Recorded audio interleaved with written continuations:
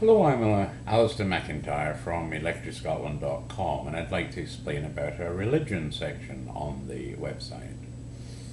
Essentially, you can't go into Scottish history without getting involved in religion. Religion was really big for Scots, and in fact, there's a huge amount of information when you look at the immigrants that came from Scotland to, all over the world essentially, that wherever they were, they wanted to build a church. It was one of their first things that they wanted. And invariably, where they built a church, they also built a school. In fact, the building was quite often used for the school during the week and obviously on Sunday for the church. So when you go to our religious section, you will find the King James Bible, Old and New Testaments on the site for you to read, refer to. But in addition to that, we have a lot of the background. For example, we've got the Gaelic Bible, the Gospel of Mark is up for you to read, the Scots Confession, the Lord's Prayer in Middle Scots. We've got a lot of other bits of the Bible in the Scots language on the site. We also, because we actually have Scots that are Muslims, we also have an e-text of other books for other religions. We've got a lot of sermons up there on the site. We have books about Scots missionaries around the world. Someone like Mackay in Uganda, a Scots missionary, one of the first to go to Uganda, and all the problems he had in getting the church established there.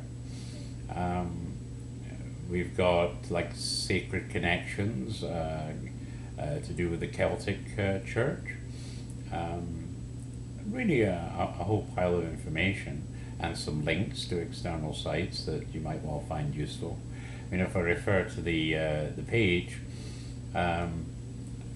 we've got like a little bit about the Self-Interpreting Bible by the Reverend John Brown. That was actually a very famous Bible in its day, and a lot of them came over to North America with the emigrants. We've also got a book about the Ladies of the Covenant. We've got a book about Scots in Argentina. It was actually written by the minister at the St Andrew's Church there. And we also have another book about the Scots on the River Plate and their churches, again down Argentina way. We have the book about the life of James Robertson. He was the missionary superintendent of the Northwest Territories of Canada, and how he did an enormous job to open up the church into that area of Canada. So essentially a lot of reading. We've also there put the links to the I told you about the Noah in a previous video about the story of Noah and the Great Flood, but we've got another two stories in that type of venue. For example, Joshua's multicolored coat in the story, of course that was the first tartan. So the stuff that's there that's really interesting, the Joy of Celtic Spirituality, for example, encouraged to print it out because apparently the nuns that produced that said that you actually get quite an interesting response when you try and colour in all the Celtic crosses and stuff of that nature. Also thanks to Nola Crew in Toronto, because she's studying for the ministry, and part of her studies is she has to do homilies. I must confess I'd never heard of homilies, but homilies apparently are like half sermons, and she's had to do quite a few of those homilies, and she shared with them these with us on the site. So a lot of good information in there, not all heavy reading by any manner of means, and I think some of like the Scots Confession is quite interesting to read from Knox.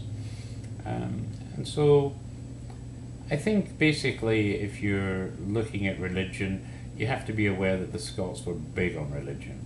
And in fact there is a little read about, I'll read this to you, it's actually within our Scottish trivia section, but it actually says, let me just find it for you, yeah, it's the Reverend Malcolm MacDonald, a native of Whitton in Quebec. He was a descendant of the early Scots settlers of the first church established in the area. He said the Book of Books was the library they opened. and the Church of Jesus Christ was the first institution they established, and that in their homes, and the gospel of Christ was the philosophy they espoused. The most casual observer and historian must admit that these early settlers played a leading part in setting the course in which the nation travels today. I am indeed grateful that we are privileged to stand in the stream of a noble, spiritual, national and cultural tradition which has flourished in Scotland for centuries, and for some 150 years established firmly on this North American continent in both Canada and United States. And I think that little kind of story tells you the background to the Scots. As I say, almost all of them were firmly grounded in a religious background, be it Protestant, Catholic or whatever. And so you can't really understand the Scots unless you also understand the religion, basically. And that's why we have a good religion section up on the side. So I hope you'll enjoy exploring it and reading some of the material that's in there. Thank you.